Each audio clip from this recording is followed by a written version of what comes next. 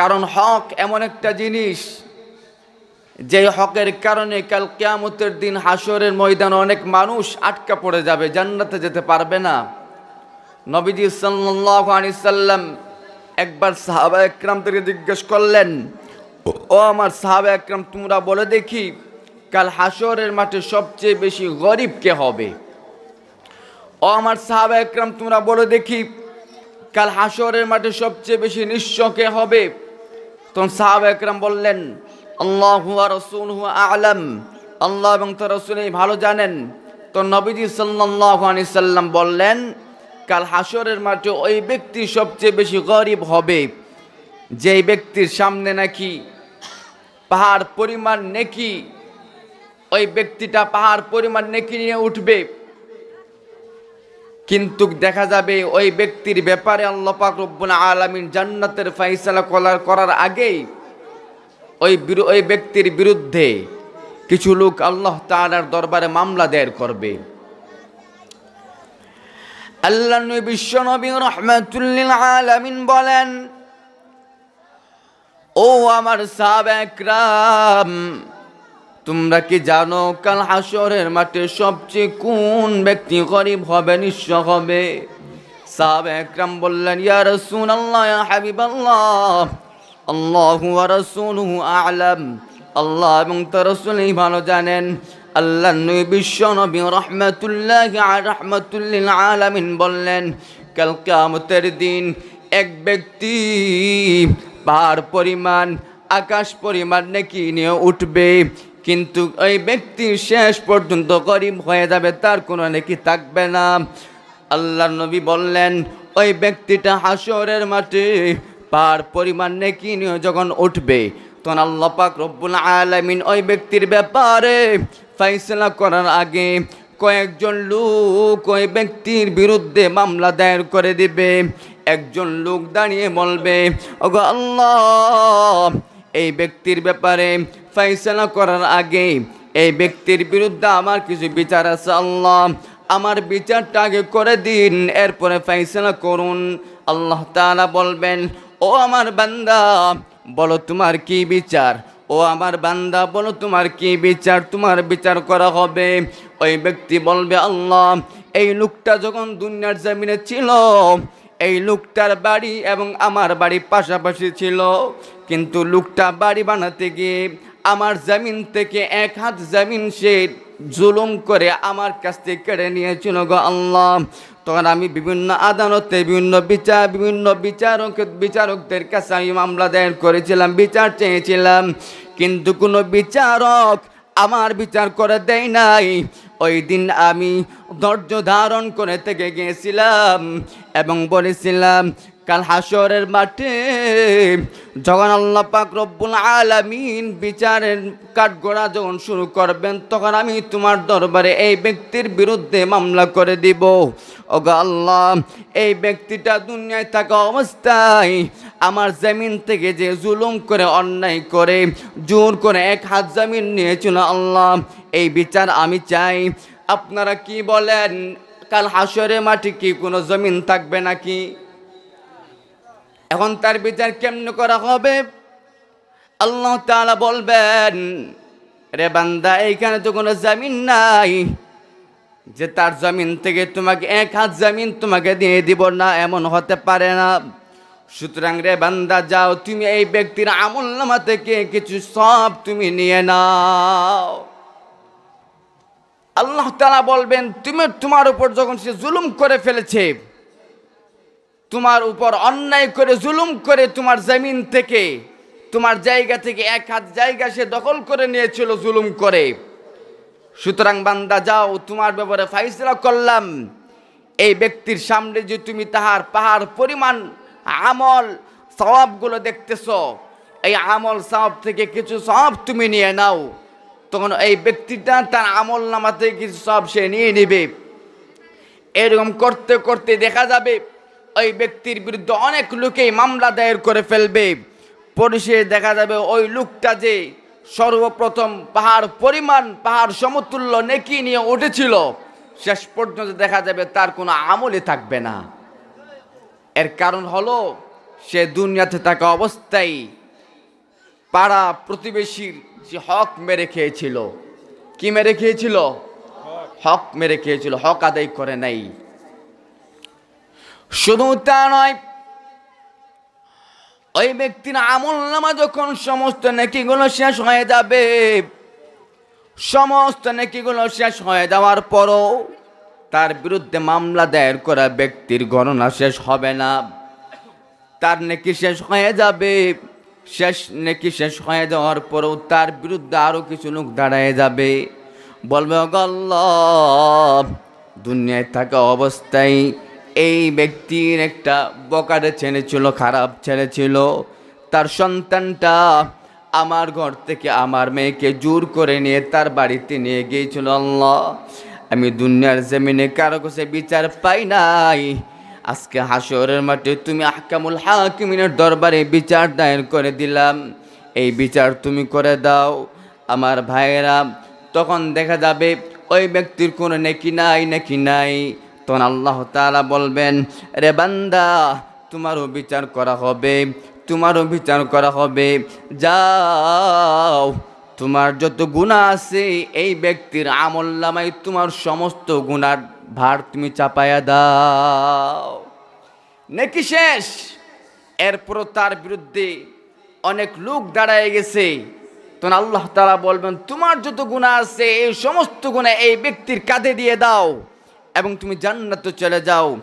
সুতরাং এই ব্যক্তি অনেক নামাজ পড়েছিল, রোজা রেখেছিল, কোরআন তেলাওয়াত করেছিল, হজ করেছিল, এই জন্য হাসরের মাঠে পাহাড় পরিমাণ নেকি নিয়ে উঠেছিল, কিন্তু শেষ পর্যন্ত দেখা গেল তার কোনো নেকি থাকে নাই। এর কারণ হলো সে মানুষের হক আদায় করে নাই, প্রতিবেশীর হক আদায় করে নাই। সুতরাং এই হকের আলোচনা, হকের গুরুত্ব অনেক বেশি। আলোচনা শুনতে হবে, বুঝতে হবে, মানতে হবে। কি বলেন, ঠিক কিনা? আরো যেরকম ঠিক কিনা? আলোচনা শুনতে হবে, মানতে হবে। এখন আসুন, যেহেতু এই হকের আলোচনা অত্যন্ত গুরুত্বপূর্ণ আলোচনা, এই হক হলো দুই প্রকার। যেরকম কয় প্রকার? আরো যেরকম না, কয় প্রকার? দুই প্রকার। এক নম্বর হলো সবচেয়ে বড় হক।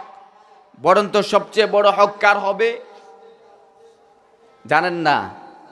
সবচেয়ে বড় হক হলো আল্লাহ তাআলার। কার হক? এক নম্বর হক হলো কার হক? আল্লাহ তাআলার হক। এরপর হলো হকুল ইবাদ, বান্দাদের হক। আমি যে আয়াতে কারিমা তেলাওয়াত করেছি, এই আয়াতের শুরুতে আল্লাহ পাক রব্বুল আলামিন প্রথমে তিনি নিজের হকের কথা আলোচনা করেছেন, এরপরে বান্দার হকের কথা আলোচনা করেছেন। আল্লাহ তাআলা আমার তেলাওয়াতকৃত আয়াতের মধ্যে বলেন, وَقَضَى رَبُّكَ أَلَّا تَعْبُدُوا إِلَّا إِيَّاهُ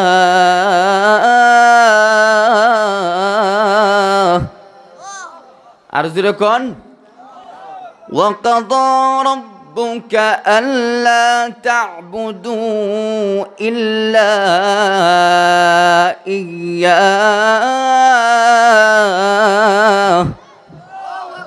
আল্লাহ তাআলা বলেন, ওয়াকাদা রাব্বুক, অগণবিজি বিশ্বনবী রাহমাতুল লিল আলামিন, আপনি দুনিয়ার মানুষদেরকে জানায় দেন, ওয়াকাদা রাব্বুক, হে পৃথিবীর মানুষেরা শুনো, তোমাদের প্রভু চূড়ান্ত ফয়সালা করেছেন, আল্লাহ তা'বুদু ইল্লা ইয়া, একমাত্র এক আল্লাহ ব্যতীত আর কারো ইবাদত করতে পারবা না।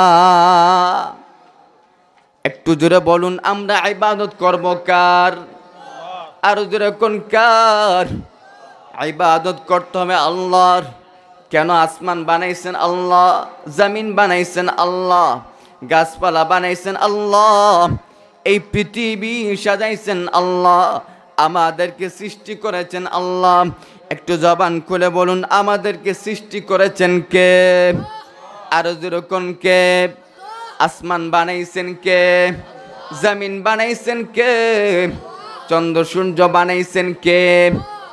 সুতরাং যেহেতু সব কিছু আল্লাহ পাক রব্বুল আলামিন সৃষ্টি করেছেন। সুতরাং এই আসমানের নিচে জমিনের উপরে যদি কারো গোলামি করতে হয় তাহলে গোলামি করব কার? আরো যেন কোন কার? কেননা আল্লাহ পাক রব্বুল আলামিন আমার সৃষ্টিকর্তা, আমার মালিক, আমার খালিক, আমার রিজিক দাতা। আল্লাহ তাআলা শুধু আমাদেরকে সৃষ্টি করেই ছেড়ে দেন নাই, বরং এই পৃথিবীতে আসার আগেই মায়ের গর্ভে থাকা অবস্থায় আল্লাহ পাক রব্বুল আলামিন আমাদের জন্য রিজিকের ব্যবস্থা করেছেন। রিজিকের ব্যবস্থা করেছেন কে? আরো জোরে বলুন কে? আল্লাহ সুবহানাহু ওয়া তাআলা। সুতরাং আল্লাহ পাক রব্বুল আলামিন বলেন ওয়াকাদা রাব্বুক, আল্লাহ তাআলা বলেন অগণবীজি আপনার প্রভু চূড়ান্ত ফায়সালা করেছেন। কি বলেন? শুধু ফায়সালা নাকি চূড়ান্ত ফায়সালা? যেরকম নাকি চূড়ান্ত ফায়সালা। ফায়সালা এক জিনিস এবং চূড়ান্ত ফায়সালা আরেক জিনিস। ফায়সালা বলা হয় যে এই ফায়সালার উপরে আপনার গিয়ে মামলা চলে, কিন্তু চূড়ান্ত ফায়সালার উপরে আর কোনো মামলা চলে না। কি বলেন? ঠিক নেই? চূড়ান্ত ফায়সালার উপর আর কোনো কি চলে না? মামলা চলে না। আল্লাহ তাআলা বলেন ওয়াকাদা রাব্বুকা আল্লা তা'বুদু ইল্লা ইয়্যাহ। আল্লাহ তাআলা বলেন যে আমি চূড়ান্ত ফায়সালা করেছি, তোমরা আমি আল্লাহ ছাড়া আর কারো গোলামি করতে পারবা না। গোলামি করতে হবে কার? আর জোরে বলেন কার? গোলামি করতে হবে একমাত্র আল্লাহ তাআলার। একটু আবার বলুন, ইবাদত করতে হবে কার? আর জোরে কোন কার? কেন?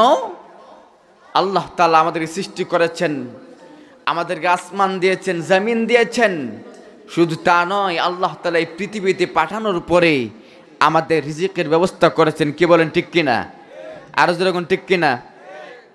আল্লাহ তাআলা বলেন ওয়াকাদা রাব্বুকা আল্লা তা'বুদু ইল্লা ইয়্যাহ।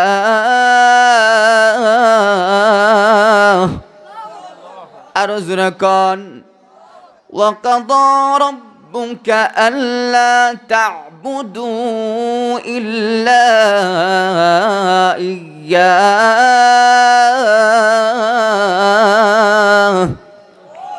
আল্লাহ তাআলা বলেন ওয়াকাদা রাব্বুক, তোমার প্রভু চূড়ান্ত ফায়সালা করেছেন যে এক আল্লাহ ছাড়া আর কারো গোলামি করতে পারবা না। গোলামি কাকে বলে? আমরা অনেকে মনে করি শুধু নামাজ পড়লেই গোলামি, রোজা রাখলেই গোলামি, হজ করলেই গোলামি। না ভাই, শুধু নামাজ পড়ার নাম গোলামি নয়, হজ করার নাম গোলামি নয়, রোজা রাখার নাম গোলামি নয়। একমাত্র পরিপূর্ণ গোলামি হলো আল্লাহ পাক রব্বুল আলামিন যে সকল কাজ করতে বলেছেন সেই সকল কাজ করা, এবং যে সমস্ত কাজ থেকে বিরত থাকার জন্য বলেছেন সেই সমস্ত কাজ থেকে বিরত থাকার নাম হলো পরিপূর্ণ গোলামি। যেমন আল্লাহ পাক রব্বুল আলামিন বলেছেন একটা হলো জান্নাতের রাস্তা আর একটা হলো জাহান্নামের রাস্তা। আল্লাহ তাআলা বলেন তুমি এই রাস্তায় গেলে জান্নাতে যাইবা, এরপরে বলেন এই রাস্তায় গেলে তুমি জাহান্নামে যাইবা। এখন যদি কোনো মানুষ আল্লাহ তাআলার কথা মোতাবেক চলে তাহলে সে হলো আসল গোলাম। কিন্তু আমরা অনেকে মুসলমান, নিজেকে দাবি করি নামধারী মুসলমান, নামাজও পড়ি, রোজাও রাখি, মিথ্যা কথা বলে আসে না নাই? নামাজও পড়ে, রোজাও রাখে, মাঝে মধ্যে চুরিও করে, আসে না নাই? আছে। কি বলেন, সে কি পরিপূর্ণ মুসলমান? পরিপূর্ণ মুসলমান নয়। শুধু তা নয়, আল্লাহ তাআলার ইবাদত করতে হবে। এর মানে হলো যা কিছু চাইবো একমাত্র আল্লাহ তাআলার কাছে চাইবো। মাথা নত করতে হবে একমাত্র আল্লাহ তাআলার কুদরতি পায়ে। কোনো মাজারের সামনে মাথা নত করা যাবে? কোনো মাজারের সামনে মাথা নত করা যাবে না। কোনো পীরের সামনে মাথা নত করা যাবে না। যদি কোনো পীর বলে যে তুমি আমার সামনে মাথা নত করো, তাহলে বুঝতে হবে সে পীর নয়, সে হলো ভণ্ড পীর। কি বলেন ঠিক কিনা? সে কি পীর? ভণ্ড পীর। সুতরাং আল্লাহর ইবাদত করতে হবে, কোনো কিছু চাইতে না আল্লাহ তাআলার কাছে চাইতে হবে, সন্তান চাইতে হবে একমাত্র আল্লাহ তাআলার কাছে, কোনো মাজারের কাছে, কোনো আউলিয়াদের কাছে নয়। কোনো পীরের কাছে সন্তান চাইতে হবে, রিজিক চাইতে হবে, সম্মান ইজ্জত চাইতে হবে একমাত্র আল্লাহ তাআলার কাছে। জোরে বলুন কার কাছে? আরো জোরে কোন কার কাছে? আল্লাহ তাআলার কাছে। সুতরাং 1 নম্বর আল্লাহ তাআলা আমার তেলাওয়াতকৃত আয়াতের মধ্যে তুলে ধরেছেন যে গোলামি করতে হবে একমাত্র আল্লাহ তাআলার। গোলামি করতে হবে কার? আল্লাহর। এরপর আল্লাহ বলেন وَقَضَى رَبُّكَ أَلَّا تَعْبُدُوا إِلَّا إِيَّاهُ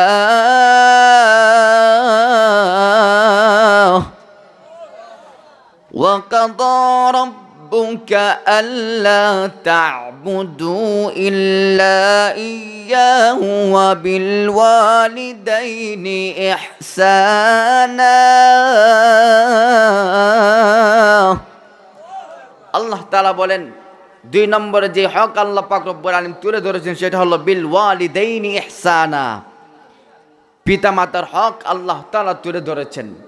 আমি আপনাদের জিজ্ঞেস করতে চাই, আল্লাহ তাআলা নিজের হকের পরেই যেই বান্দা বান্দীদের হক সম্পর্কে আলোচনা করেছেন, সেই বান্দা বান্দীর হকের গুরুত্ব কম না বেশি? আর যেরকম না কম না বেশি?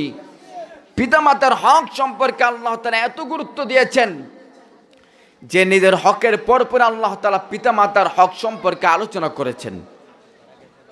এরপর আল্লাহ বলেন ইম্মা ইয়াবলুগান্না ইনদাকাল কিবরা আহাদুহুমা أو كلاهما فلا تقل لهما أف ولا تنهرهما وقل لهما قولا كريما। زركن الله أكبر। আল্লাহ তাআলা বলেন ইম্মা ইয়াবলুগান্না ইনদাকাল কিবার, তোমার পিতামাতা যখন বৃদ্ধ অবস্থায় পৌঁছে যাবে, আও কিলাহুমা আহাদুহুমা আও কিলাহুমা, তোমার পিতামাতার একজন বা দুইজনও যখন বৃদ্ধ অবস্থায় পৌঁছে যাবে, দেখবেন মানুষ যখন বৃদ্ধ হয়ে যায়, দেখবেন অনেক মানুষ বৃদ্ধ হয়ে যাওয়ার কারণে অনেক কথা বলে। কি বলেন, আছে না নাই? অনেক কথা বলে, বারবার একটা কথাই জিজ্ঞেস করে। তখন আল্লাহ তাআলা বলেন তোমার পিতামাতা বৃদ্ধ হয়ে যাওয়ার পরে তোমাকে একটা কথা বারবার জিজ্ঞেস করবে, ও সন্তান, ও বান্দা, তোমাকে সাবধান করে দিলাম, তোমার পিতা যেহেতু বৃদ্ধ হয়ে যাওয়ার কারণে তোমাকে বারবার একটা কথা জিজ্ঞেস করবে, তুমি বিরক্ত হয়ে যেও না। ওয়ালা তানহারহুমা, তাদেরকে ধমক দিও না। ওয়াকুল লাহুমা কাওলান কারীমা, বরং পিতামাতার সাথে কথা বলবা সুন্দরভাবে, সাবলীল ভাষায় কথা বলবা। শুধু তা নয়, আল্লাহ পাক রব্বুল আলামিন পিতা মাতার হককে এত গুরুত্ব দিয়েছেন, পিতা মাতার হককে এত গুরুত্ব দিয়েছেন।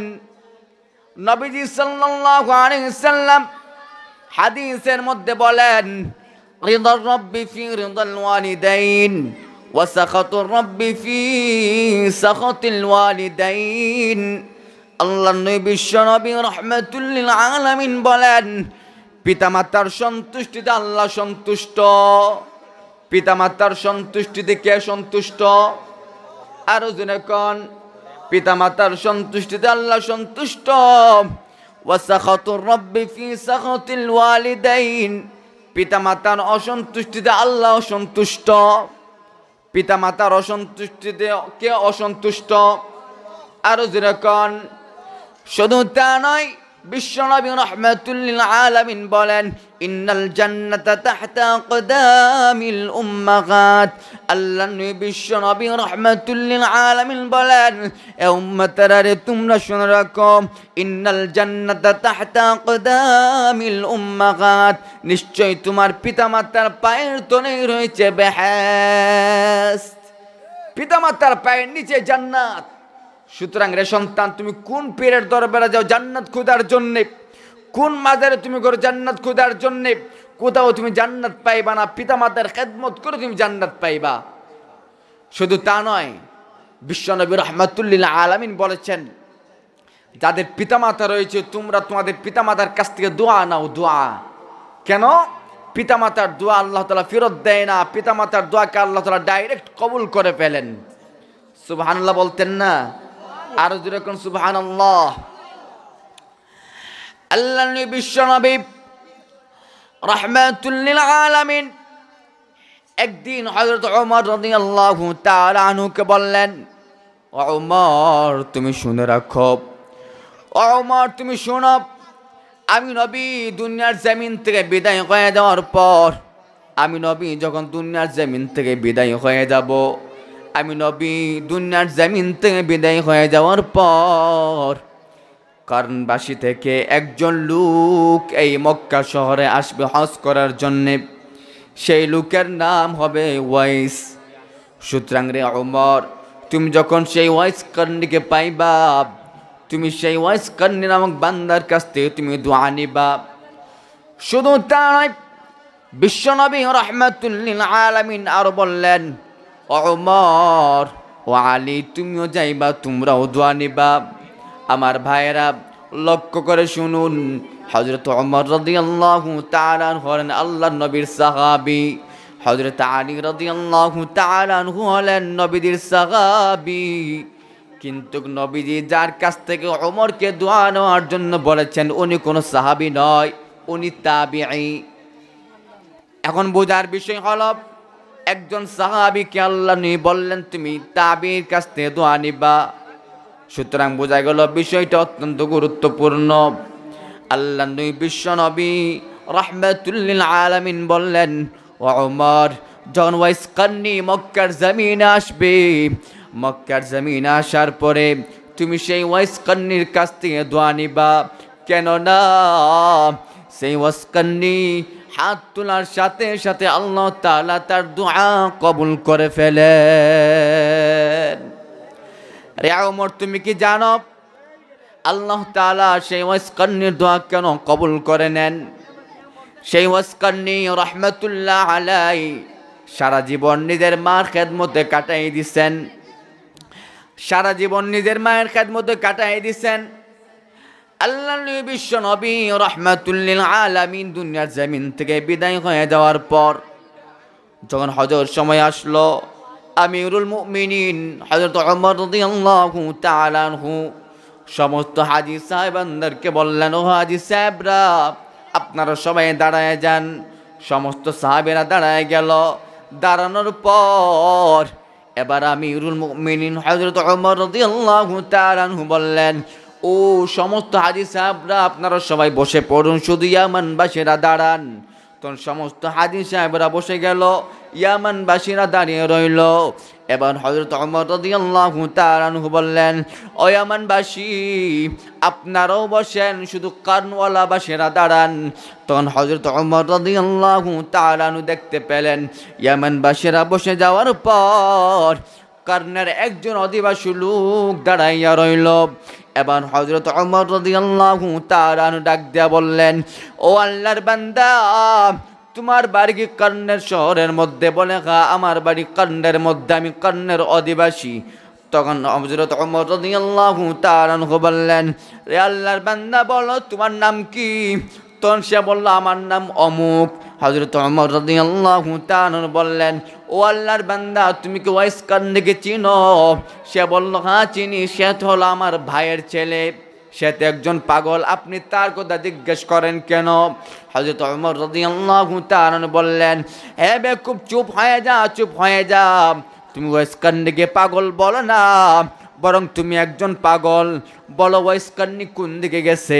তখন ওই লোকটা বলে ওয়াইস কর্ণী তো আরাফাতের ময়দানের দিকে উট চড়ানোর জন্য গেছে।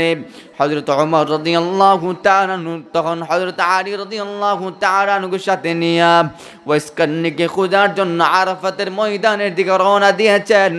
আরাফাতের ময়দানে গিয়ে দেখেন ওয়াইস কর্ণী দুইটা উট ছেড়ে দিয়েছে, মাঠের মধ্যে উট চড়তেছে, আর এই দিকে গাছের নিচে দাঁড়াইয়া আল্লাহর বান্দা ওয়াইস কর্ণী রাহমাতুল্লাহ আলাইহি নামাজ শুরু করে দিয়েছেন। ওয়াইস কর্ণী রাহমাতুল্লাহ আলাইহি নামাজ পড়তেছেন। এমত অবস্থায় হযরত ওমর রাদিয়াল্লাহু তাআলা আনহু এবং হযরত আলী রাদিয়াল্লাহু তাআলা আনহু ওনার পাশে গিয়ে বসলেন। ওয়াইস কারনী রাহমাতুল্লাহ আলাইহি যখন দেখতে পেলেন দুইজন লোক ওনার পাশে গিয়ে বসেছেন, তখন তিনি নামাজকে সংক্ষিপ্ত করে ফেললেন। নামাজ সংক্ষিপ্ত করার পর এবার জিজ্ঞেস করে, আপনারা কারা? তখন হযরত ওমর রাদিয়াল্লাহু তাআলা আনহু বলেন, ও বান্দা, বলো তোমার নাম কি? তোমার নাম কি? তুমি কি করো? তোমার পরিচয় কি? ওয়াইস কারনী রাহমাতুল্লাহ আলাইহি বললেন, আমি একজন দিনমজুর। তখন বললেন, ও তখন বলেন হযরত ওমর রাদিয়াল্লাহু তাআলা আনহু বললেন, ও আল্লাহর বান্দা, তোমার নাম কি বলো?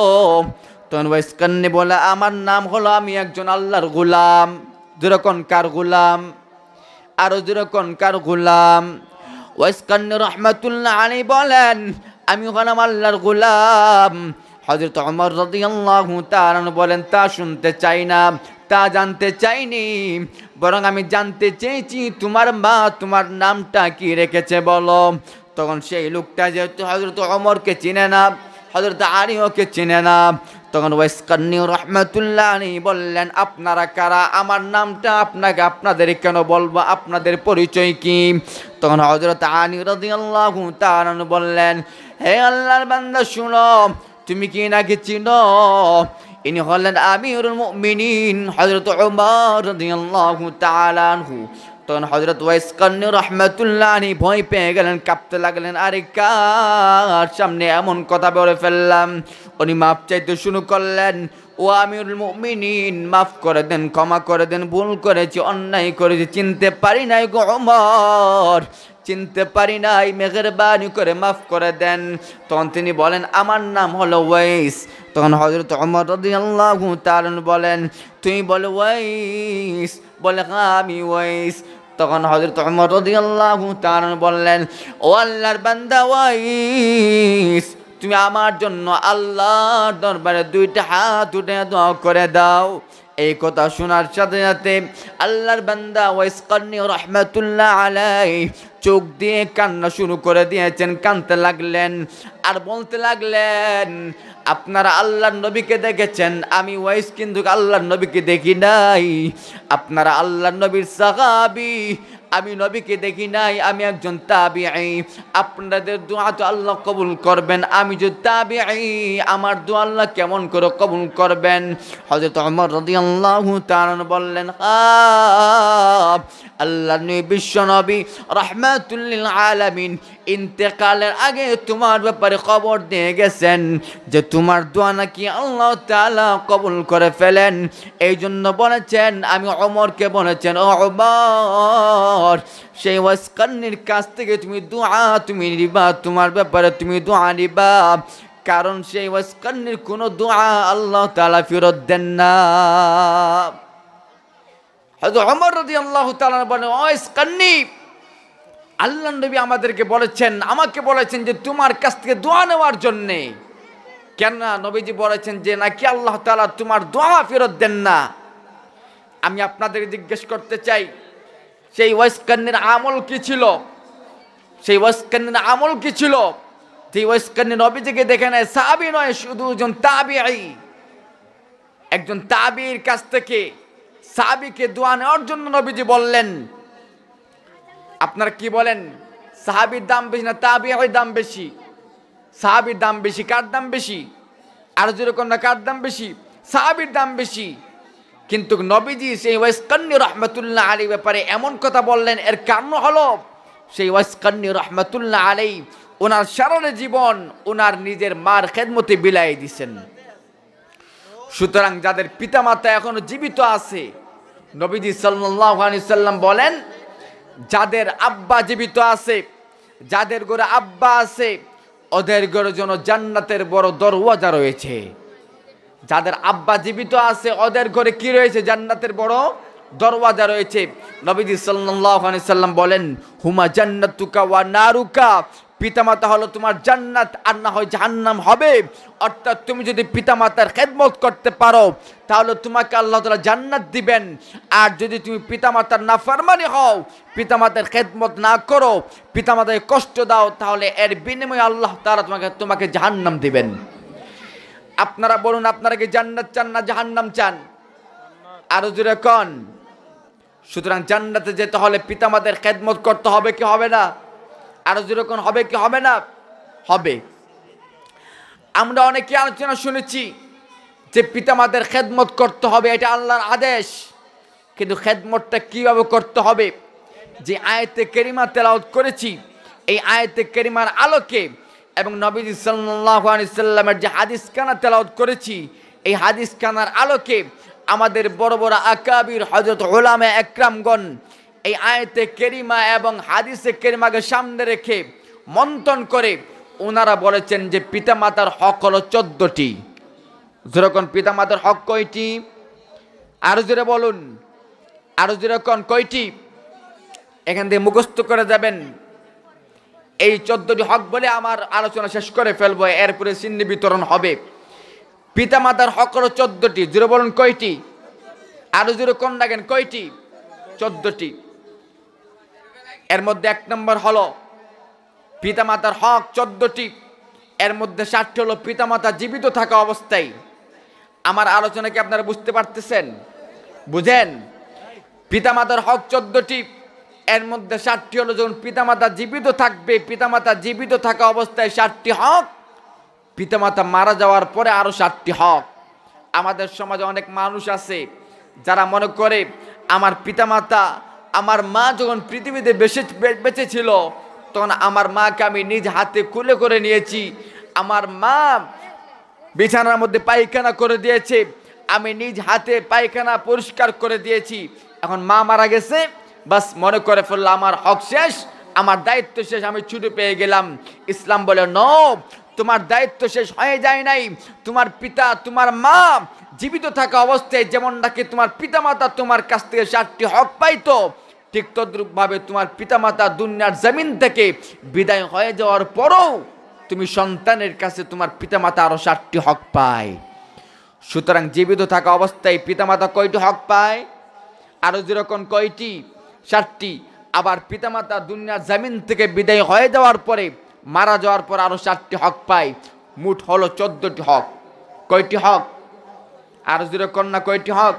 14টি হক। পিতামাতা জীবিত থাকা অবস্থায় আমি হকগুলো বর্ণনা করার আগে আমি দেখতে চাই আপনাদের হাতগুলোকে, যে কার পিতামাতা জীবিত আছে একটু হাত তুলে দেখান। কার পিতামাতা এখনো দুনিয়ার জমিনে জীবিত আছে একটু হাত তুলে দেখান, হাত তুলে দেখান। আমরা দোয়া করি আল্লাহ তাআলা যেন আমাদের পিতামাতার হায়াতের মধ্যে বরকত দান করুন। সবাই বলেন আমিন। আর যেরকম আমিন। যাদের পিতামাতা এখনো পৃথিবীতে আছে, আপনার ঘরে 2টা জান্নাত বিদ্যমান। একটা হলো বাবার কারণে বড় দরওয়াজা জান্নাত, আর একটা হলো মার কারণে জান্নাত। সুতরাং এই পিতামাতার খেদমত করবেন, আল্লাহ তাআলা জান্নাত দিবেন। পিতামাতার নাফরমানি করবেন, পিতামাতার সাথে খারাপ ব্যবহার করবেন, এর বিনিময়ে আল্লাহ তাআলা জাহান্নাম দিবেন। আমরা কি পিতামাতার সাথে খারাপ ব্যবহার করব না ভালো ব্যবহার করব? আরো যেরকম, খারাপ না ভালো? এখন আসুন হকের দিকে যাই। 14টি হক। পৃথিবীতে থাকা অবস্থায় 7টি হক। এর মধ্যে 1 নম্বর হলো মনোযোগ সহকারে শুনবেন। মনোযোগ সহকারে শোনার পর আমল করার চেষ্টা করবেন। 1 নম্বর হলো পিতামাতা দুনিয়ায় থাকা অবস্থায় আপনার কাছে আপনার পিতামাতা যে হক পাবে, 1 নম্বর হলো পিতামাতাকে মনে প্রাণে মোহাব্বত করতে হবে। 1 নম্বরে কি বললাম? যেরকম না কেন, 1 নম্বরে পিতামাতাকে মনে প্রাণে মোহাব্বত করা। 2 নম্বর হলো পিতামাতাকে মনে প্রাণে শ্রদ্ধা করা। 2 নম্বরে কি? 1 নম্বরে মোহাব্বত করা, 2 নম্বর শ্রদ্ধা করা। এখানে পার্থক্য আছে। মোহাব্বত এবং শ্রদ্ধা এক জিনিস নয়। মোহাব্বত আলাদা জিনিস, শ্রদ্ধাও আলাদা জিনিস। মোহাব্বত হয় দিলের ভিতর থেকে, মোহাব্বত হয় কোত্থেকে? দিলের ভিতর থেকে। এবং শ্রদ্ধা হয় দিলের উপর থেকে। শ্রদ্ধা হয় দিলের উপর থেকে। যেমন উদাহরণ দিয়ে বলি, আমাদের দেশের মধ্যে যারা নেতা আছেন, অনেক কর্মী আছে এরকম, যেই দল করুক না কেন, যেই দল করে সেই দলের নেতাকে তারা অনেক বেশি সাংঘাতিক মোহাব্বত করে। কি বলেন, ঠিক কিনা? কিন্তু দেখবেন মোহাব্বত করে ঠিক আছে, শ্রদ্ধা করে, কিন্তু মোহাব্বত কি সবাই করে? মনে প্রাণে মহব্বত কিন্তু সবাই করে না, শ্রদ্ধা করে ঠিক আছে, কিন্তু মনে প্রাণে মহব্বত করে না। দেখবেন একজন নেতা আসছে, আসার পরে তার কর্মচারী দ্বারা সবাই দাঁড়ায় গেছে, এই যে দাঁড়ায় গেল, সম্মান দিল, এটা শ্রদ্ধা করলো। কি করলো? আরো যেরকম না, কি করলো? শ্রদ্ধা করলো। কিন্তু নেতা যখন সরে গেছে, নেতা চলে যাওয়ার পরে তখন একজন কর্মচারী তার নেতার বিরুদ্ধে খাতা নিয়ে বইছে। কি নিয়ে বইছে? খাতা নিয়ে বইছে, নেতার বিরুদ্ধে লিখতেছে। কি বলেন, এটা কি মহব্বত হইল? যেরকম এটা কি মহব্বত হলো নাকি? সুতরাং পিতামাতার ব্যাপারে যেন এমন না হয়ে যায় যে তুমি মহব্বত করো, শ্রদ্ধা করো না, শ্রদ্ধা করো মহব্বত করো, এমন যেন না হয়। তুমি যেমন পিতামাতাকে মনে প্রাণে মহব্বত করতে হবে, ঠিক তদ্রূপভাবে পিতামাতাকে মনে প্রাণে শ্রদ্ধাও করতে হবে। 3 নম্বর হক হলো পিতামাতার হুকুম মানতে হবে। 3 নম্বরে কি? যেরকম পিতামাতার হুকুম মানতে হবে। এখন এই হুকুম কি কতটুকু মানা যাবে, এটারও একটা লিমিট আছে। পিতামাতার অনেক হুকুম আছে এমন যেগুলো মানা যাবে না, আবার অনেক হুকুম এমন আছে যেগুলো মানা অবশ্যই ফরজ, মানতে হবে। পিতামাতার কোন হুকুম মানা যাবে না এই বিষয়ে বলা হয়েছে, পিতামাতার ওই হুকুম মানা যাবে না যেই হুকুম হবে নাকি আল্লাহ বিরোধী হুকুম। কোন হুকুম মানা যাবে না? পিতামাতা যদি সন্তানকে আল্লাহর হুকুম কোনো বিরোধী, আল্লাহ হুকুম বিরোধী কোনো হুকুম দেয়, তাহলে সেই হুকুম মানা সন্তানের উপর কি না? ফরজ না। সন্তান সেই হুকুম মানতে পারে না। এই সম্পর্কে আল্লাহ তাআলা কোরআনুল কারীমের মধ্যে বলেছেন, وَإِن جَاهَدَاكَ عَلَىٰ أَن تُشْرِكَ, আল্লাহ তাআলা বলেন তোমার পিতামাতা যদি তোমাকে জোর করে, তোমাকে হুকুম করে আল্লাহ তাআলার সাথে শিরিক করার জন্যে, যদি তোমার পিতামাতা তোমাকে শিরিক করার জন্য বলে, এই সম্পর্কে আল্লাহ তাআলা বলেন ফালা তুতিউহুমা, যদি তোমার পিতামাতা তোমাকে শিরিক করার জন্য বলে, ফালা তুতিউহুমা, তখন তুমি তোমার পিতামাতার কথা মানবা না। এটা কার হুকুম? আরো যেরকম কার হুকুম? আল্লাহ তাআলার হুকুম।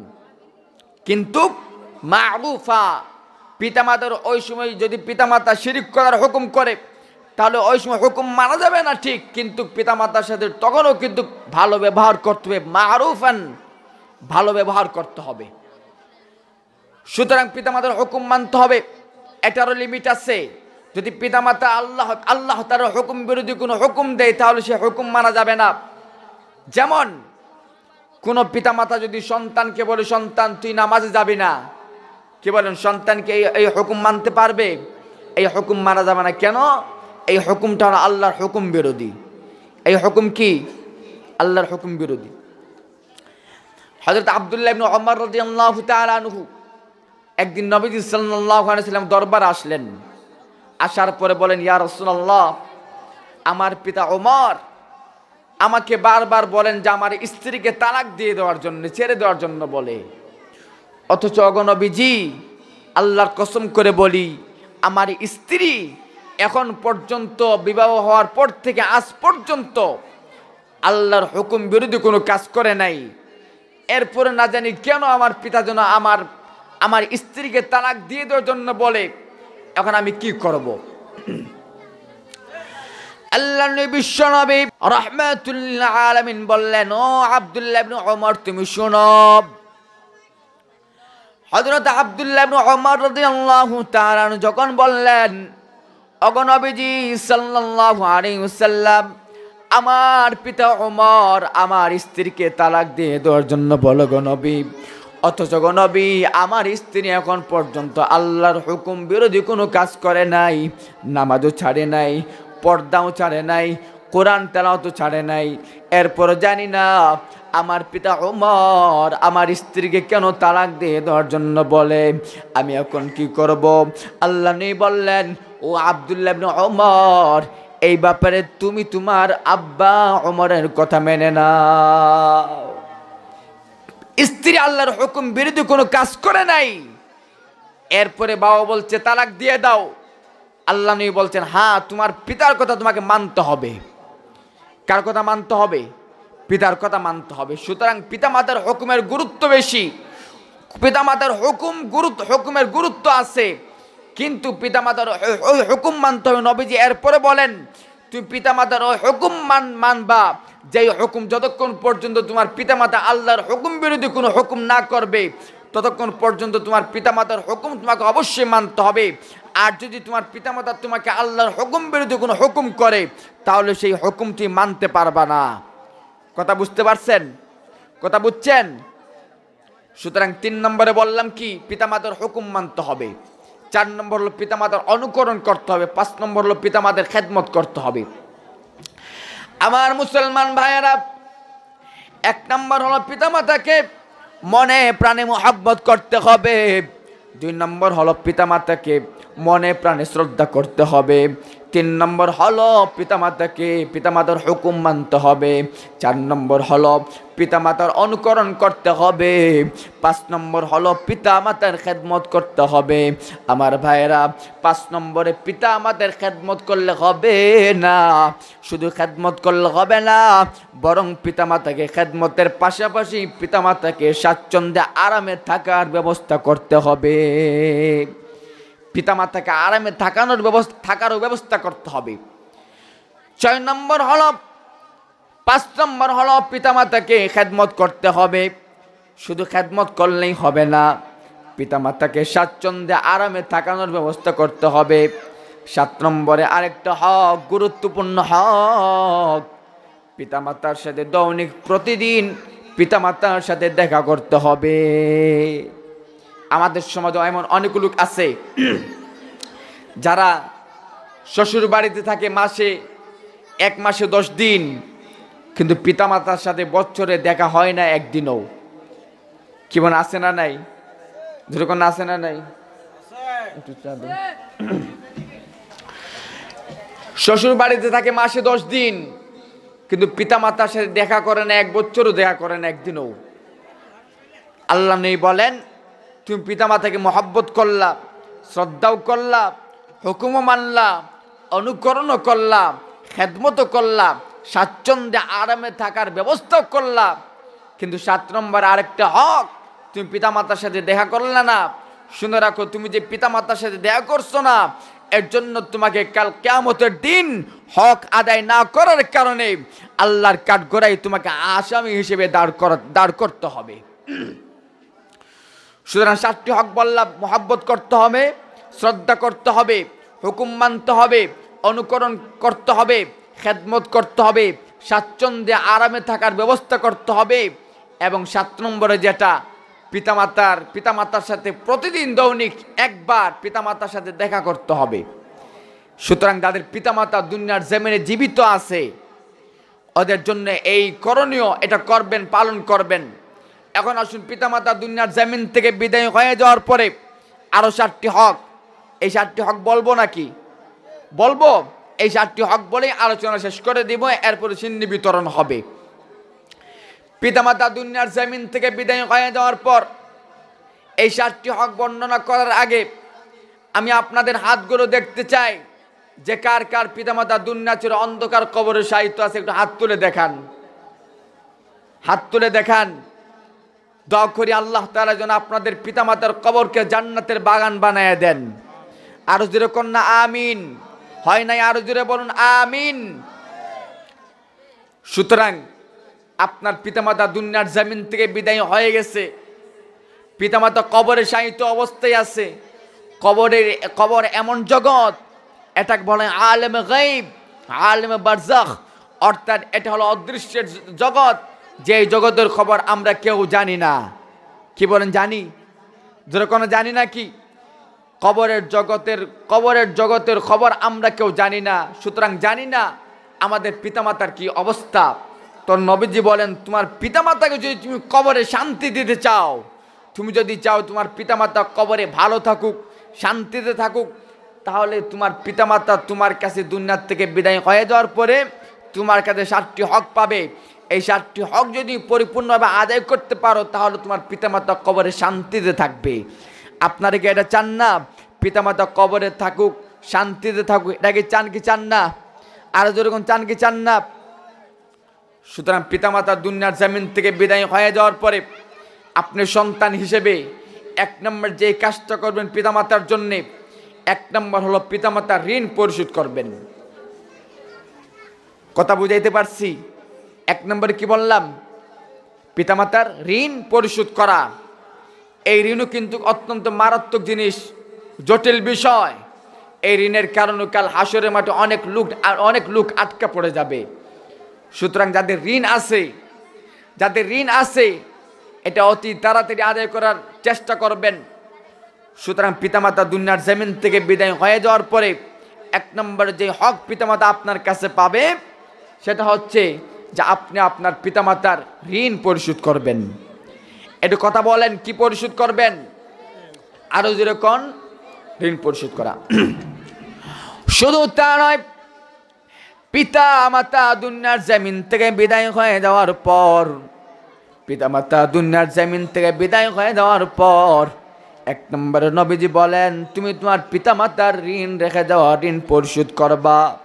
2 নম্বর হক, তোমার পিতা মাতা দুনিয়ার জমিন থেকে বিদায় হয়ে যাওয়ার পর তোমার কাছে যে হকটি পাবে সেটা হচ্ছে তোমার পিতা মাতা যদি কোনো ওসিয়ত করে যায় সেই ওসিয়ত তুমি পূরণ করবা।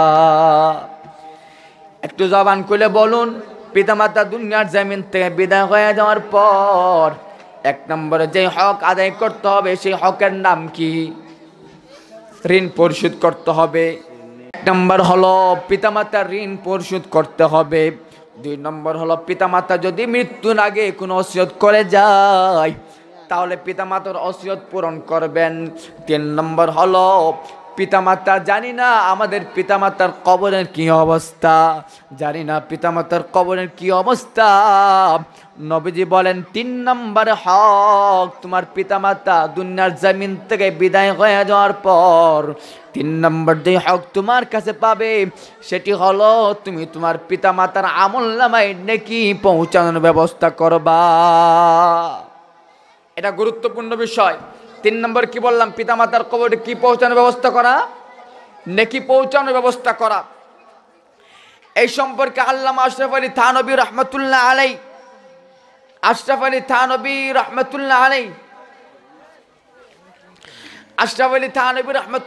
উনি ওনার কিতাবের মধ্যে একটা ঘটনা তুলছেন। ঘটনাটি হলো ভারতের ঘটনা, ইন্ডিয়ার ঘটনা। উনি বলেন যে এক আল্লাহর ওয়ালির সাথে একজন লোকের রাতের বেলা স্বপ্নযোগে দেখা হয়েছে, সাক্ষাৎ হয়েছে। লোকটা মারা গেছে। মারা যাওয়ার পরে লোকটা আল্লাহর ওয়ালিকে দেখা দিয়েছে।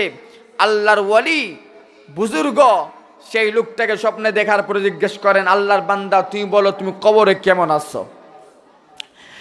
ভাইরা আমার, ওই আল্লাহর বান্দাকে যখন আল্লাহর ওয়ালি স্বপ্নযোগে দেখলেন, স্বপ্নযোগে দেখার পর জিজ্ঞেস করেন, ও আল্লাহর বান্দা বলো তোমার কবরের কি অবস্থা, তুমি কবরের জগতে কেমন আছো? তখন লোকটা বলে, ও আল্লাহর ওয়ালি, জানোনি আমি দুনিয়ায় থাকা অবস্থায় আমার কিছু গুনাহের কাজ হয়ে গেছে গো আল্লাহর ওয়ালি। এই জন্য আল্লাহ তাআলা কবরের জগতে আমাকে কিছু সময় পর্যন্ত আযাব দিয়ে থাকেন।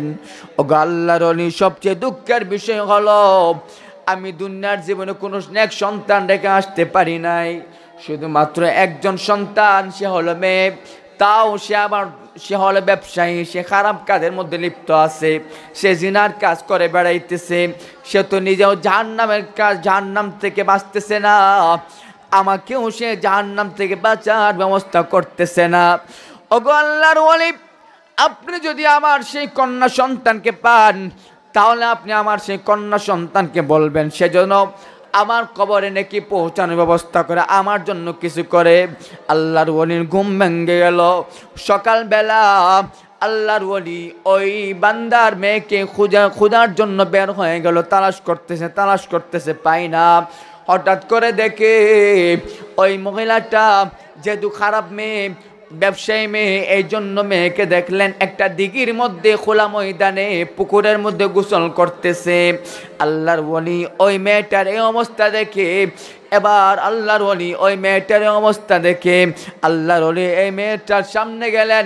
সামনে গিয়ে বললেন, ওগো বাপ, তুমি তো একজন মহিলা, তোমার জন্য তো আল্লাহ তাআলা পর্দা ফরজ করে দিয়েছেন, তোমার জন্য এভাবে খোলাখুলি আকাশের নিচে জমিনের উপরে গোসল করা তোমার জন্য ঠিক হয় না গো আল্লাহ, ঠিক হয় না গো মেয়ে, তুমি নিজেকে জাহান্নামের আগুন থেকে বাঁচাও। হে আল্লাহর বান্দি তুমি শোনো, গত রাত্রে তোমার আব্বার সাথে আমার দেখা হয়েছে স্বপ্ন যুগের মধ্যে, স্বপ্ন যুগে তোমার আব্বার সাথে আমার দেখা। তোমার আব্বাকে জিজ্ঞেস করলাম তোমার কি অবস্থা, তখন সে বলল আল্লাহর ওয়ালি কবরে আমাকে কিছু সময় পর্যন্ত আযাব দেওয়া হয়। ও তখন ওই বান্দা আমাকে বলল ওগো আল্লাহর ওয়ালি, আমার একটা মেয়ে আছে, সে খারাপ কাজের মধ্যে লিপ্ত আছে, ব্যবসায়ী কাজ করে। ওগো আল্লাহর ওয়ালি, আমার মেয়েকে আপনি বলবেন সেজন্য আমার আমলনামায় কিছু নেকি পৌঁছানোর ব্যবস্থা করে। তখন আল্লাহর ওয়ালি বলেন ও আল্লাহর বান্দি, তুমি তোমার আব্বার কবরে যদি শান্তি চাও, যদি তোমার আব্বাকে আযাব থেকে নাজাত দিতে চাও, তাহলে তুমি তোমার আব্বার জন্য কিছু দান সদকা করো।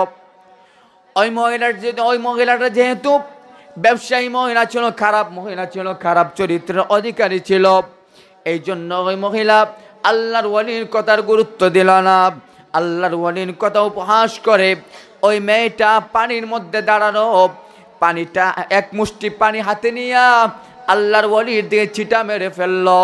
আল্লাহর ওয়ালির দিকে ফেলে দিয়া বলে ও বুজুর্গ, ও বুড়ো, যাও যাও, আমার এই এক মুষ্টি পানি আমার আব্বা রুহের মাগফিরাতের জন্য দিয়ে দিলাম।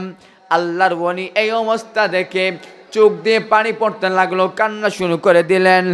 আরে কি অবস্থা, কি অবস্থা, তার আব্বার কথা বললাম, তার আব্বার কবরে আযাব হইতেছে, এরপরও তার মন নরম হলো না, বরং আরো উপহাস করে আমার দিয়ে পানি ছুড়ে মারল। আল্লাহর ওয়ালি ঘরে ফিরে আসলেন। ঘরে ফিরে আসার পর রাত্রিবেলা যখন ঘুমের ঘরে গেলেন, ঘুমানোর পরে আবার ওই লোকটার সাথে স্বপ্ন যুগে দেখা। এবার আল্লাহর ওয়ালি বলেন ও আল্লাহর বান্দা বলো তোমার কি অবস্থা। তখন আল্লাহর বান্দা বলেন ও আল্লাহর ওয়ালি, আজকে আমাকে আল্লাহ তাআলা সেই আযাব থেকে মুক্ত করে দিয়েছেন। আল্লাহর ওয়ালি বলেন কিভাবে তোমাকে আল্লাহ তাআলা আযাব থেকে মুক্ত করেছেন।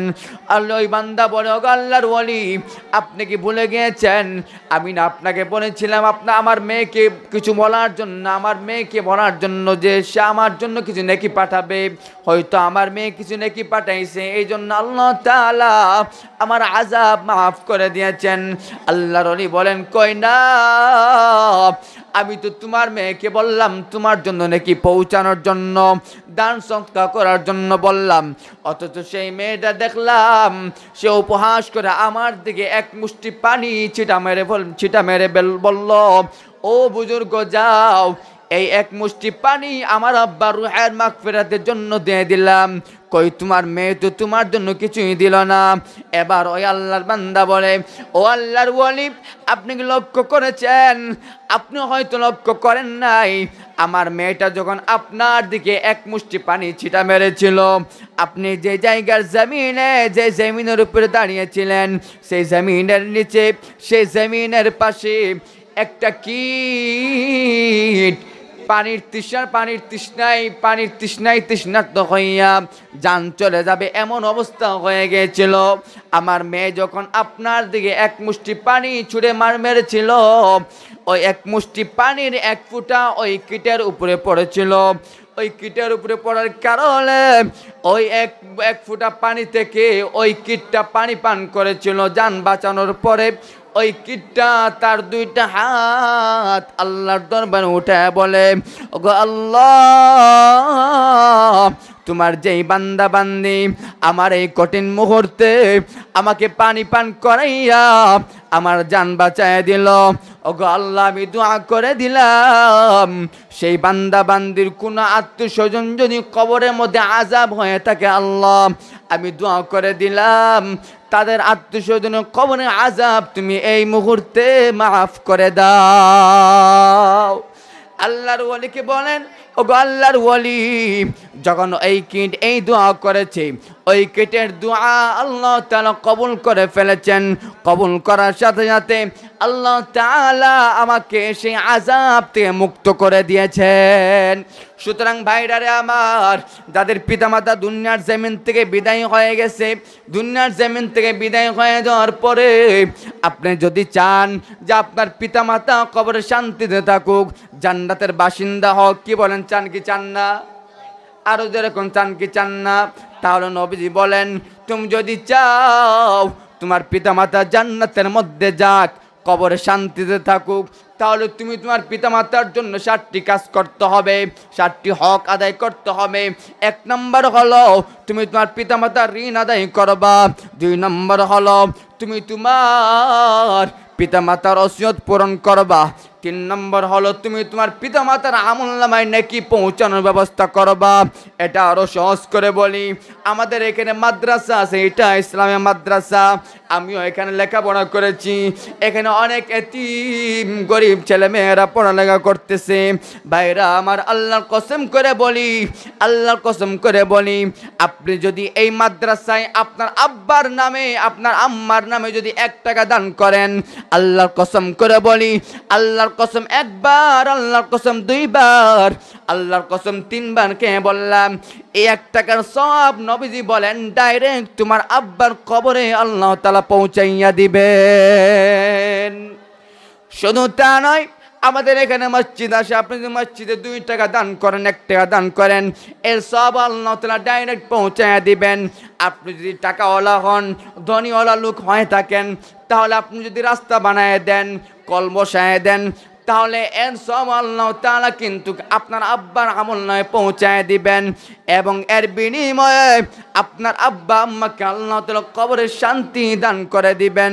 ভাইরা আমার, পিতামাতা দুনিয়ার জমিন থেকে বিদায় হয়ে যাওয়ার পর 1 নম্বরে যে কাজটি করবেন, 1 নম্বরে যে হকটি আদায় করবেন, 1 নম্বর হলো পিতামাতার ঋণ পরিশোধ করবেন। জোরে বলুন কি? আরো জোরে বলুন কি? 1 নম্বরে ঋণ পরিশোধ করবেন। 2 নম্বর হলো পিতামাতার ওসিয়ত পূরণ করবেন। 3 নম্বর হলো পিতামাতার আমলনামায় নেকি পৌঁছানোর ব্যবস্থা করবেন। 4 নম্বরে গুরুত্বপূর্ণ হক, এ সম্পর্কে নবীজি বলেন, 4 নম্বরে তোমার পিতামাতা দুনিয়ার জমিন থেকে বিদায় হয়ে যাওয়ার পর 4 নম্বরে যে হকটি তোমার পিতামাতা তোমার কাছে পাবে, সেটি হচ্ছে তুমি তোমার পিতামাতার গুনাহ মাফের জন্য আল্লাহ তাআলার কাছে দোয়া করবা। এই দোয়াটা আল্লাহ তাআলা শিখাই দিয়েছেন, আমার সাথে পড়ুন, রব্বিরহামহুমা কামা রব্বায়ানি সগীরা। হয় নাই? আর জোরে পড়ুন, রব্বিরহামহুমা কামা রব্বায়ানি সগীরা। কি বলেন, এই দোয়া পড়লে সব হবে না গুনাহ হবে? আর জোরে কোন, সব হবে না গুনাহ হবে? তার জবান করে জোরে জোরে পড়ুন, রব্বিরহামহুমা কামা রব্বায়ানি সগীরা। আল্লাহ নবী বলেন, রে বান্দা, আল্লাহ তাআলা দোয়া শিখিয়ে দিয়েছেন, রব্বিরহামহুমা কামা রব্বায়ানি সগীরা। ওগো আল্লাহ, রব্বিরহামহুমা কামা রব্বায়ানি সগীরা, আমার পিতামাতা দুনিয়ার জমিন থেকে বিদায় হইয়া কবরের বাসিন্দা হয়ে গেছেন। আল্লাহ, জানি না আমার পিতামাতার কবরে কি অবস্থা। রব্বিরহামহুমা, ওগো আল্লাহ, তুমি আমার পিতামাতার উপরে সেই রূপ তুমি রহম করো, দয়া করো, কামা রব্বায়ানি সগীরা, যেইভাবে নাকি আমার পিতামাতা আমি ছোট থাকা অবস্থায় আমাকে মায়া মোহাব্বত রহম করে ভালোবাসা দিয়ে বড় করেছেন। কি বলেন, পিতামাতা মায়া করে নাই? ছোট অবস্থায় মোহাব্বত করেছেন, ভালোবাসা দিয়েছেন। এই জন্য নবীজি বলেন, 4 নম্বর হক, তুমি তোমার পিতামাতার গুনাহ মাফির জন্য দোয়া করবা, রব্বিরহামহুমা কামা রব্বায়ানি সগীরা। শুধু পিতামাতার জন্য দোয়া করবা, এটাও ঠিক, কিন্তু এরপর আল্লাহ তাআলা আরো দোয়া শিখাই দিয়েছেন। আপনারা কি বলেন, আমার কাছ থেকে দোয়া শিখতে দোয়া শিখবেন নি? একটা দোয়া শিখাই দিমু। এই পৃথিবীর জমিনে হযরত আদম আলা নবিয়িনা আলাইহিস সালাতু ওয়াস সালাম থেকে শুরু করে আজ পর্যন্ত রূহে জমিনের মধ্যে অনেক লোক কবরের বাসিন্দা হয়ে গেছে। কি বলেন, ঠিক কিনা? আরো যেরকম ঠিক কিনা? আমি পিতা মাতার হক সম্পর্কে আলোচনা করতেছি। শুধু পিতা মাতার হক আছে শুধু তা নয়, আপনার প্রতিবেশী আপনার কাছে হক পাবে, আপনার ভাই আপনার কাছে হক পাবে, আপনার বোন আপনার কাছে হক পাবে, আপনার চাচা আপনার কাছে হক পাবে, আপনার দাদি আপনার কাছে হক পাবে, আপনার দাদাজি আপনার কাছে হক পাবে, আপনার খালা আপনার কাছে হক পাবে, আপনার ফুফু আপনার কাছে হক পাবে, আপনার ফুফা আপনার কাছে হক পাবে। এই পৃথিবীতে কোনো মানুষ এমন নাই যার হক আপনার কাছ থেকে পাওয়া যাবে না। প্রতিটা মানুষের কাছ থেকে হক পাবে। একজন মুমিন আরেকজন মুমিনের কাছ থেকে হক পায়। কি বলেন ঠিক কিনা? আরো যেরকম ঠিক কিনা? আল্লাহ তাআলা বলেন, দুনিয়ার সমস্ত মানুষ, তুমি জানো না কে কোন সময় কবরের বাসিন্দা হয়ে যাও। তুমি দোয়া করবা, রব্বানা গফির লানা ওয়া লিইখওয়ানিনা আল্লাযীনা সাবাকুনা বিল ঈমান ওয়া লা তাজআল ফি কুলুবিনা গিল্লাল লিল্লাযীনা আমানু রব্বানা ইন্নাকা রাউফুর রহিম। এই দোয়াটা হলো সমস্ত মুমিন মুসলমানদের জন্য। একটু জোরে বলুন তো, কার জন্য? সমস্ত মুমিন মুসলমানদের জন্য। আপনি কেন সমস্ত মুমিন মুসলমানদের জন্য দোয়া করবেন? এর কারণ হলো, আপনি আমার মুমিন ভাই, আমি আপনার মুমিন ভাই। আপনি আমার কাছে হক পান, আমিও আপনার কাছে হক পাই। কি বলেন ঠিক কিনা? আরো যেরকম ঠিক কিনা? জাগের দিকে যাব না, এদিকে গেলে লম্বা হয়ে যাবে, সময় সংক্ষেপ হয়ে গেছে। নবীজি বলেন, তোমার পিতামাতা দুনিয়ার জমিন থেকে বিদায় হয়ে যাওয়ার পর তোমার কাছে এক নম্বরে যে হকটা পাবে, সেটা হচ্ছে তুমি তোমার পিতামাতা ঋণ পরিশোধ করবা। যেটা বলুন কি? আরো যেরকম কি? ঋণ পরিশোধ করবা। 2 নম্বর হলো তুমি তোমার পিতামাতার জন্য তুমি তোমার পিতামাতার ওসিয়ত পূরণ করবা। 3 নম্বর হলো তুমি তোমার পিতামাতার আমলনামায় নেকি পৌঁছানোর ব্যবস্থা করবা। 4 নম্বর হলো তুমি তোমার পিতামাতার জন্য গুনাহ মাফির ব্যবস্থা করবা। 4 নম্বর হলো পিতামাতার জন্য গুনাহ মাফির ব্যবস্থা করবা, এর জন্য দোয়া করবা, রব্বির হামহুমা কামা রব্বায়ানি সগীরা। কি বলেন? করব তো ইনশাআল্লাহ। আর জন্য করব তো ইনশাআল্লাহ। রব্বির হামহুমা কামা রব্বায়ানি সগীরা। এটা হলো 4 নম্বর হক। 5 নম্বর হক হলো আপনার পিতা দুনিয়ার জমিন থেকে বিদায় হয়ে যাওয়ার পরে আপনার পিতার ভাই আছে। আপনি বলুন তো দেখি, আপনার পিতার ভাই আপনার কি লাগে? জানেন না মনে হয়? আরো যেরকম আপনার পিতার ভাই আপনার কি লাগে? চাচা লাগে। আপনার পিতা দুনিয়ার জমিন থেকে বিদায় হয়ে গেছে, কিন্তু আপনার পিতার ভাই আপনার চাচা দুনিয়ার জমিনে জীবিত আছে। আপনার পিতা দুনিয়ার জমিন থেকে বিদায় হয়ে গেছে, কিন্তু আপনার পিতার বন্ধু বান্ধব দুনিয়ার জমিনে আছে। নবীজি বলেন, রে উম্মত, তুমি যদি চাও তোমার পিতা কবরের জগতে শান্তিতে থাকবে, কবরের জগতে বেহেশতে থাকবে, জান্নাতে থাকবে, তাহলে তোমার পিতা দুনিয়ার জমিন থেকে বিদায় হয়ে যাওয়ার পর তোমার পিতার অবর্তমানে তোমার যে চাচা আছে তার সাথে তুমি ভালো ব্যবহার করবা। চাচার সাথে কি করা? আরো যেরকম, আমার কথা বুঝতেছেন না আপনারা? নবীজি বলেন, পিতা যখন দুনিয়ার জমিন থেকে বিদায় হয়ে যাবে, পিতা দুনিয়ার জমিন থেকে বিদায় হয়ে যাওয়ার পর 5 নম্বর হক তোমার পিতা তোমার কাছে পাবে। সেটা হচ্ছে তোমার পিতার অবর্তমানে তোমার চাচার সাথে তুমি ভালো ব্যবহার করবা। তোমার পিতা দুনিয়ার জমিন থেকে বিদায় হয়ে যাওয়ার পর তোমার পিতার অবর্তমানে তোমার পিতার বন্ধু বান্ধবের সাথে ভালো ব্যবহার করবা। এরপর হলো মা দুনিয়ার জমিন থেকে বিদায় হয়ে যাওয়ার পর আমি আপনাদের জিজ্ঞেস করতে চাই, একটু জবান করে জোরে জোরে বলবেন, আপনার মার বোন আপনার কি লাগে? আরো জোরে কোন, আপনার মার বোন আপনার কি লাগে? আওয়াজ আসে না কেন? আপনার মার বোন আপনার কি লাগে? খালা লাগে, ঠিক কিনা? নবীজি বলেন তোমার মা দুনিয়ার জমিন থেকে বিদায় হয়ে গেছে, কিন্তু তোমার মার বোন তোমার খালা দুনিয়ার জমিনে বিদ্যমান। তোমার মা দুনিয়ার জমিন থেকে বিদায় হয়ে গেছে, কিন্তু তোমার মার বান্ধবী দুনিয়ার জমিনে বিদ্যমান। নবীজি বলেন তুমি যদি চাও তোমার মা কবরের জগতে শান্তিতে থাকুক, তোমার মা কবরের জগতে বেহেশতের মধ্যে থাকুক, জান্নাতের বাগিচার মধ্যে থাকুক, তাহলে নবীজি বলেন 5 নম্বরে যে হক আদায় করবে সেটা হলো তোমার মার অবর্তমানে তোমার খালার সাথে তুমি ভালো ব্যবহার করবা। তোমার মার অবর্তমানে তোমার মার বান্ধবীদের সাথে ভালো ব্যবহার করবা। একটু আওয়াজ করে বলুন, জবান করে বলুন। 5 নম্বরে যে হকটা বললাম, পিতার অবর্তমানে চাচার সাথে ভালো ব্যবহার করা। বলুন সবাই, পিতার অবর্তমানে চাচার সাথে ভালো ব্যবহার করা।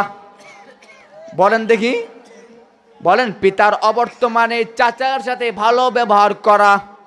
বলেন পিতার অবর্তমানে চাচার সাথে ভালো ব্যবহার করা। পিতার অবর্তমানে বাবার বন্ধুদের সাথে ভালো ব্যবহার করা। মার অবর্তমানে মার বোন খালার সাথে ভালো ব্যবহার করা। মার অবর্তমানে মার বান্ধবীর সাথে ভালো ব্যবহার করা। এটা হলো 5 নম্বর হক। 6 নম্বর হক, নবীজি সাল্লাল্লাহু আলাইহি সাল্লাম বলেন তোমার পিতা দুনিয়ার জমিন থেকে বিদায় হয়ে যাওয়ার পরে তোমার চাচা থাকবে, তার বন্ধু বান্ধবরা থাকবে। তোমার চাচা এবং বন্ধু বান্ধবদেরকে তুমি খোঁজ খবর নিবা, সাহায্য সহযোগিতা করবা। আল্লাহ নবী বলেন রে উম্মত তুমি শুনে রাখো, তোমার পিতা দুনিয়ার জমিন থেকে বিদায় হয়ে যাওয়ার পর তুমি যদি তোমার চাচাকে সাহায্য সহযোগিতা করো, লুঙ্গি কিনে দাও, পাঞ্জাবি কিনে দাও, টুপি কিনে দাও, শার্ট কিনে দাও, তুমি যদি তোমার চাচাকে একটা লুঙ্গি দাও, তাহলে এর মানে হলো এই লুঙ্গিটা যেন তোমার বাবাকেই দেওয়া হলো। একটু বলুন তো এই কথাটা কার? নবীজির কথা। জোরে বলুন কার কথা? আরো জোরে চিল্লায় কোন কার কথা? নবীজি সাল্লাল্লাহু আলাইহি সাল্লাম বলেন তোমার পিতার চাচার তুমি খোঁজ খবর নেবা, লুঙ্গি কিনে দিবা, শার্ট কিনে দিবা, পাঞ্জাবি কিনে দিবা। ঠিক তদ্রূপভাবে তোমার মা দুনিয়ার জমিন থেকে বিদায় হয়ে যাওয়ার পরে যারা খালা থাকবে তাদের খোঁজ খবর নিবা, তাদেরকে কাপড় কিনে দিবা, তাদের খানার ব্যবস্থাও করে দিবা। এরপরে যারা বান্ধবী থাকবে তাদেরও খোঁজ খবর নিবা, তাদেরও কাপড় দিবা। তুমি যদি তোমার মার অবর্তমানে খালাকে যদি কাপড় দাও, খানা দাও, তাহলে শুনে রাখো নবীজি বলেন সেই কাপড় দেওয়াটাও তোমার মাকে দেওয়া হবে। সেই কাপড় দেওয়াটাও কার দেওয়া হবে? মাকে দেওয়া হবে। এটা হলো 6 নম্বর হক। 7 নম্বর হক, যে গুরুত্বপূর্ণ হক, আমি শেষ করে দিচ্ছি, আপনারা সিনেটু পরে দিবেন, আমি শেষ করে দিচ্ছি। 7 নম্বর হক, গুরুত্বপূর্ণ হক, একটু মনোযোগ সহকারে। নবীজি সাল্লাল্লাহু আলাইহি সাল্লাম বলেন পিতামাতা দুনিয়ার জমিন থেকে বিদায় হয়ে যাওয়ার পর তোমার পিতামাতা তোমার কাছ থেকে 7টি হক পাবে। এর মধ্যে 7টি হক পাবে। 1 নম্বর হলো তুমি তোমার পিতামাতার ঋণ পরিশোধ করবা। 2 নম্বর হলো তুমি তোমার পিতামাতার ওসিয়ত পূরণ করবা। 3 নম্বর হলো তুমি তোমার পিতামাতার আমলনামায় নেকি পৌঁছানোর ব্যবস্থা করবা। 4 নম্বর হলো তুমি তোমার পিতামাতার গুনাহ মাফের ব্যবস্থা করবা। 5 নম্বর হলো তোমার পিতামাতার অবর্তমানে তোমার চাচা আছে, তোমার খালা আছে, ওদের সাথে ভালো ব্যবহার করবা। 6 নম্বর হলো তোমার পিতার অবর্তমানে তোমার মার অবর্তমানে তোমার পিতার ভাই তোমার চাচা আছে, তোমার মার বোন তোমার খালা আছে, তোমার পিতার বন্ধু বান্ধব আছে, তোমার মার বান্ধবীগুলো আছে, ওদের খোঁজখবর নিবা, ওদের খানা পিনার ব্যবস্থা করবা। এরপর নবীজি বলেন 7 নম্বর হক যেটা তোমার কাছে পাবে তোমার পিতা মাতা, সেটা হলো গুরুত্বপূর্ণ। এটা মনোযোগ সহকারে শুনবেন। 7 নম্বর হক, নবীজি বলেন তোমার পিতা মাতা কবরের জগতে যাওয়ার পর তোমার পিতা মাতার কবরকে তুমি জিয়ারত করবা। 7 নম্বরে কি? আর জোরে বলুন কি? 7 নম্বর হলো তুমি তোমার পিতামাতার কবর জিয়ারত করবা। কিন্তু আমাদের সমাজের বর্তমান অবস্থা কি জানেন? আমাদের সমাজের বর্তমান অবস্থা হলো রে ভাই, পিতামাতাকে এইরকম ভাবে শ্বশুর বাড়িতে থাকে মাসে 10 দিন, কিন্তু পিতামাতার কবরে যায় না 1 বছরও 1 দিন। কি বলেন, আছে না নাই? আর জোরে কোন আছে না নাই? অথচ তুমি কি জানো না তোমার পিতামাতা তোমার কাছে হক পাবে যে তুমি তোমার পিতামাতার কবর জিয়ারত করবা। তুমি যদি পারো প্রতি সপ্তাহ শুক্রবার করো, আর যদি পারো মাসে একবার করো। যদি তাও না পারো তাহলে তুমি মনে করবা, যদি তাও না পারো তাহলে তুমি শুনে রাখো তুমি তোমার পিতামাতার হক তুমি নষ্ট করে ফেলেছ। এর জন্য তোমাকে কাল কিয়ামতের দিন হাসরের মাঠে তোমাকে আল্লাহর কাঠগড়ায় কালকে আসামি হিসেবে দাঁড় হতে হবে।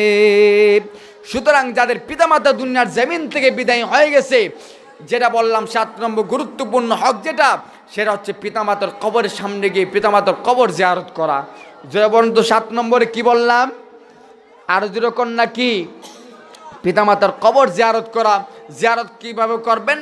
পিতামাতার কবরের সামনে গিয়ে সূরা ফাতিহা তেলাওয়াত করবেন, সূরা ইখলাস 3 বার তেলাওয়াত করেন, সূরা নাস তেলাওয়াত করবেন, সূরা ফালাক তেলাওয়াত করবেন, সূরাতুত তাকাসুর তেলাওয়াত করবেন, এরপরে সূরাতুল হাসর তেলাওয়াত করবেন। এর সওয়াব আপনার পিতামাতার কবরে যাবে। সুতরাং যেই 14টি হকের কথা বললাম, 7টি হক পিতামাতা জীবিত থাকা অবস্থায় 7টি হক। বলুন তো পিতামাতা জীবিত থাকা অবস্থায় কয়টি হক পাবে? আরো যেরকম কয়টি হক? আরো জোরে চিল্লা বলুন কয়টি হক? পিতামাতা জীবিত থাকা অবস্থায় আপনার কাছ থেকে পিতামাতা 7টি হক পাবে। ঠিক তদ্রূপভাবে পিতামাতা দুনিয়ার জমিন থেকে বিদায় হয়ে যাওয়ার পরে আরো 7টি হক আপনার কাছে পাবে। সুতরাং আল্লাহ পাক রব্বুল আলামিন আমাদের সবাইকে যেন আমাদের পিতামাতার এই 14টি হক আমরা যেন পরিপূর্ণভাবে আদায় করতে পারি, সেই তৌফিক যেন আল্লাহ তাআলা আমাদের তৌফিক দান করুন। সকলে বলুন আমিন। এবং আমাদের যাদের পিতামাতা জীবিত আছে, যাদের পিতামাতা জীবিত আছে আমরা দোয়া করব আল্লাহ তাআলা যেন আমাদের পিতামাতার হায়াতের মধ্যে বরকত দান করেন। সকলে বলুন আমিন।